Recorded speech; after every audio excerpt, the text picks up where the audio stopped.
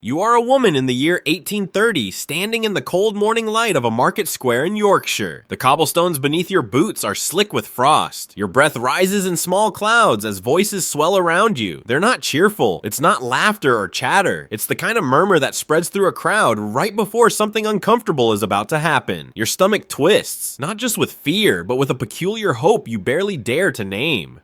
Around your neck, you feel the scratch of rough rope, a halter, the kind they use for livestock. The frayed fibers itch against your skin. Your husband grips the other end with hands that are too used to holding tools and too fond of holding a bottle. He steadies himself with the kind of swagger that comes not from confidence, but from ale. "What am I bid for this fine woman?" he shouts, his words slurring ever so slightly. "Strong back, good teeth, can cook and mend." The crowd draws in closer, not because they're shocked, not even because they're curious, but because this is something they've seen before. Some lean in to examine you, your hands, your face, your hips, as if you're a mare at auction. They check for calluses that prove you can work. They judge your features, wondering if you're comely enough to warm their beds when the nights get cold. Your heart hammers in your chest. You're not sure which would be worse, being bought by a cruel man or not being bought at all. Because here's the terrifying truth. This isn't illegal. This isn't a secret act or a shameful back alley deal. This humiliating display is your best chance at freedom, maybe even your only one. In Victorian England, marriage wasn't a partnership. It was ownership. And when a woman married, the law said she stopped existing as an individual. Her wages, her property, even her body became her husband's. She became what was called a feme covert, a covered woman, hidden beneath her husband's legal identity, like she was wearing an invisibility cloak. So how did it come to this? How did women become commodities passed from one man to another in market squares? Let's meet Mary Thompson. She's fictional, but only in name. Her story could belong to thousands. Mary is a working class woman from the 1820s. Before marriage, she could own a shop, sign contracts, even sue someone. But once she married William, all that disappeared. Her bakery stall? Now his. Her wages from laundry? His. Even her clothes, down to her petticoat, belonged to him. If he beat her, the law called it correction. If he drank away the rent, she had no recourse. If he brought home disease, that too was his right, because the law didn't see her as a person, just an extension of him. Divorce? That was a privilege for the rich. Before 1857, a full divorce required a private act of parliament and cost the equivalent of more than £100,000 today. After 1857, you still needed 40, more than a laborer earned in a year. For poor women, there were only 5 ways out of a marriage. You could separate, but you couldn't remarry. You could vanish, but you might be tracked down. You could go to the church courts, but it cost too much and still didn't allow remarriage. You could die, or you could be sold. And so, the 5th option, grotesque as it was, became the only realistic one. If the law treated women as property, then some reasoned, why not transfer that property? The ritual was bizarre and cruel, but it had structure. It began with an advertisement in the local paper, just like an auction listing. John Smith will sell his wife Mary at Doncaster Market Tuesday next. Or Thomas Brown, being tired of his wife, will dispose of her to any person willing to take her off his hands. On the appointed day, the husband led his wife, rope around neck or waist, to the market square, a place usually reserved for livestock. And that was the point. The symbolism was devastating and deliberate. She wore the halter like an animal. The husband, or sometimes a friend, would call for bids. "What am I offered for this fine woman, 26, healthy, strong, and good with a needle?" The crowd would press in. Men examined her hands, her teeth, her hips. Sometimes they'd make her speak to test her manners. It sounds unthinkable, and it was. But here's where the history gets more complicated and more human. In many cases, the sale wasn't a surprise. It had been arranged in advance. The buyer was often the woman's lover, and the sale? It was a way to make that relationship public. It was humiliation, yes, but also liberation. If all 3 parties agreed, the sale became a twisted kind of divorce and remarriage, all in one. Take Brighton, 1826. A man sold his wife for $5 to a sailor. The paper noted she seemed nothing loath to go. They laughed, drank, and walked off together. Or 1830, in Wallock Market. A woman flipped her husband's face and declared, "Let be, you rogue. I will be sold. I want a change." She chose her buyer. Prices varied. Some paid £100 plus extra for children. Others, a glass of ale. But the money didn't matter. What mattered was the public nature of the act. The witness witnesses. The halter handed to the new man as proof, like a receipt. Bills of sale were drawn up. Some even rang church bells. Crowds gathered, sometimes hundreds. It was theater. It was tragedy. It was survival.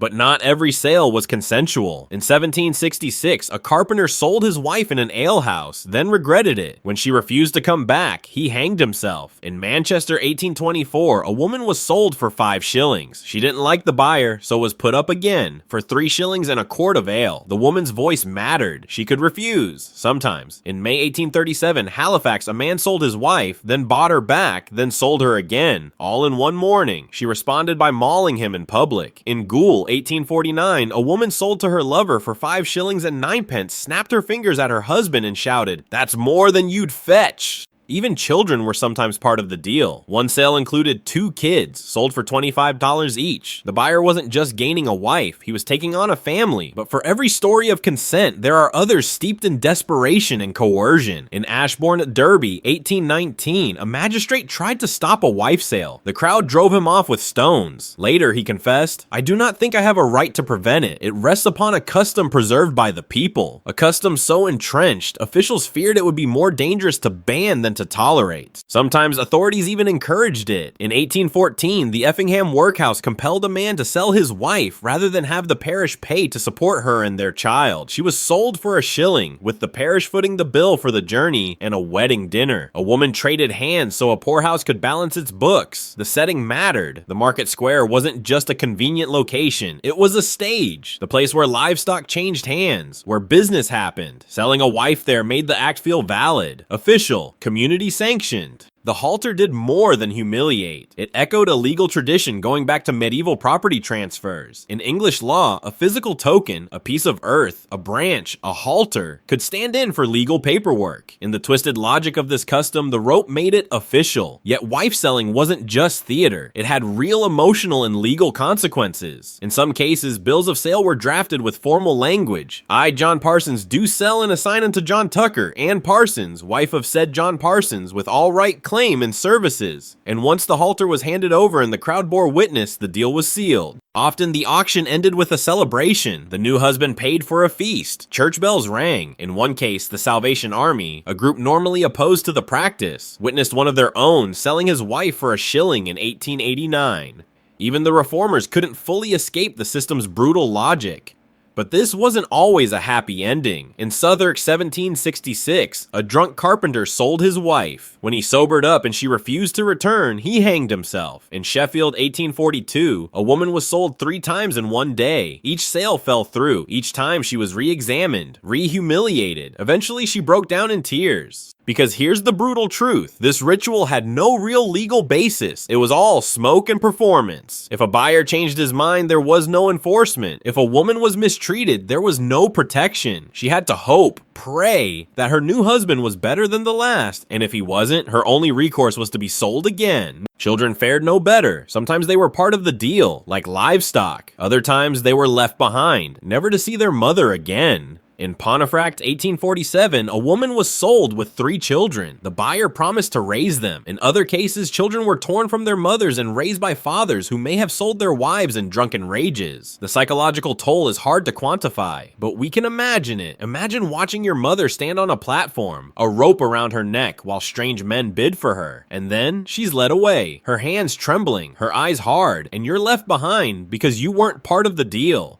Wife selling wasn't just personal, it was communal. The entire village watched. Sometimes they approved, sometimes they disrupted the auction if they believed it was unfair. Crowds played judge and jury. The practice could only survive if the community saw it as rough justice. In that way, wife selling was a kind of mirror. It reflected what a community was willing to accept, what it refused to see, and what it quietly endorsed. By the 1840s, things began to change. Newspapers began to condemn the practice, describing it as disgusting, degrading, shameful.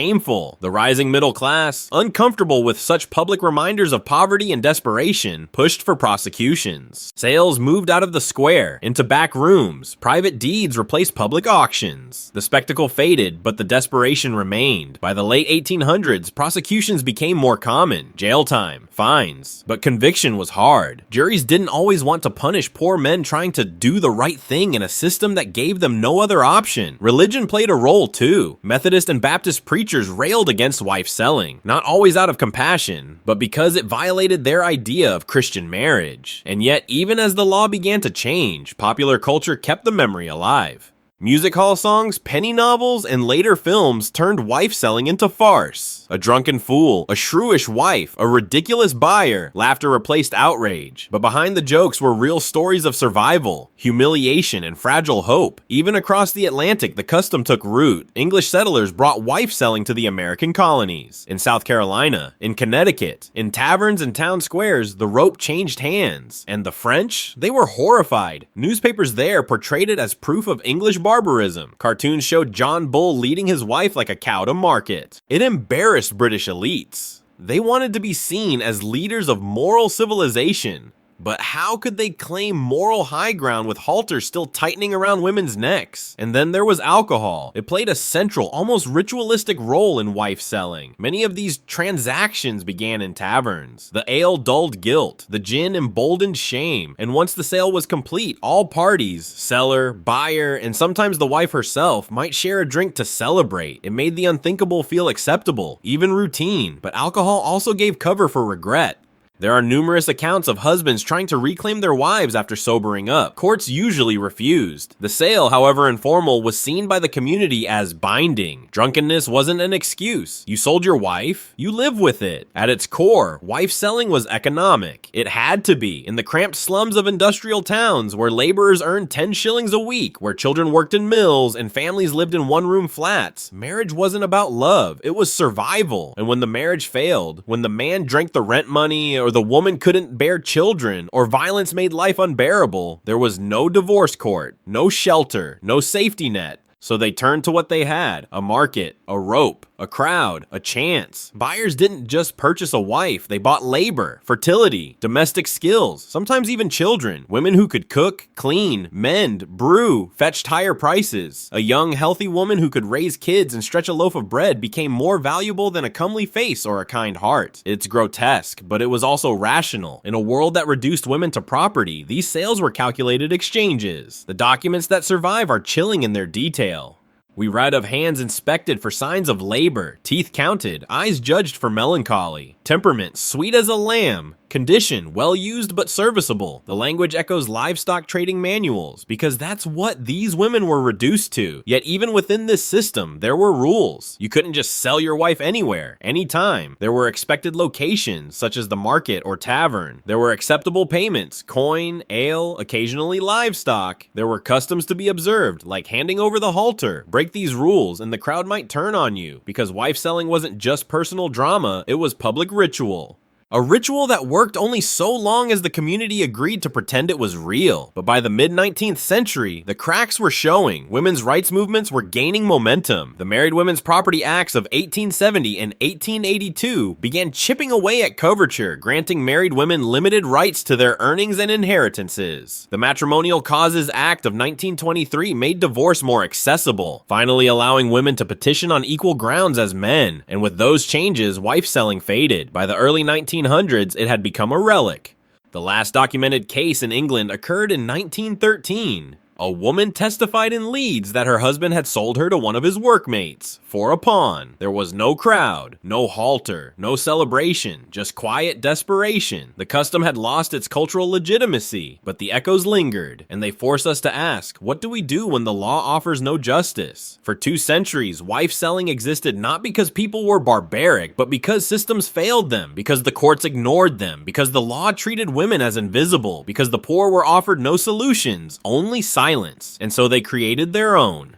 Yes, it was dehumanizing. Yes, it was theatrical, but for many it was the only way out. Some women found kindness in their new homes. Some escaped violence. Some were never seen again. And some just survived as best they could. They weren't simply victims. They were participants in a brutal system they didn't design but had to navigate. They paid with dignity. They gambled on strangers. They endured public judgment. And through it all, they held on to one quiet, powerful thing: agency. However fleeting, however conditional, they chose to be sold rather than stay trapped. They stepped onto the platform, halter around neck, and dared to hope that the next man might treat them like a person, that maybe this time they'd be seen. So what do we make of this? What do we do with the image of a woman, rope around her neck, standing on cobblestones while men bid for the right to own her? We recoil, we judge, we feel pity or outrage, but we must also understand. Because the deeper horror of wife selling wasn't just the rope, or the auction, or the drunken crowds. It was the system that made those things necessary. A legal and cultural framework that denied poor women identity, autonomy, and protection, and then left them to fend for themselves. The market squares may be gone now, converted to shopping centers, or paved over by parking lots. But the questions remain. How do we build systems that serve human beings instead of abstract laws? How do we ensure that no one has to trade their dignity for survival? How do we protect the most vulnerable, those with the fewest options and the quietest voices? Because history doesn't repeat itself, but it echoes. We see those echoes today in legal systems that fail to protect abuse victims, in economies that force people into degrading work, in communities that look away instead of stepping in. The women who wore halters weren't symbols. They were people with names, with children, with dreams that didn't include standing on a platform hoping that the next man was better than the last. They didn't want justice. They wanted a chance. And through a grotesque ritual, they seized it. As you sit in your modern life with your right to divorce, your ability to own property, your recognition as a person under the law, remember them. Remember the women who bought their freedom for a few shillings and the price of their pride. Remember that what we now call progress was built on centuries of suffering and that it can be lost. They stood in market squares not to be pitied, but to be seen. And today, in telling their stories, we see them. We remember that the halters are gone, but the responsibility remains to build systems worthy of human dignity, to ensure that no one has to choose between freedom and shame, to listen when voices rise from the margins. Because justice isn't a destination, it's a practice, and it's one we owe to the past and to each other. If you found this story moving or thought-provoking, please consider liking this video and subscribing for more deeply human histories. And tell me in the comments, where in the world are you listening from? It amazes me that we can connect across centuries and continents through shared curiosity. And until next time, stay curious, stay kind, and remember, behind every forgotten story is a person who lived it.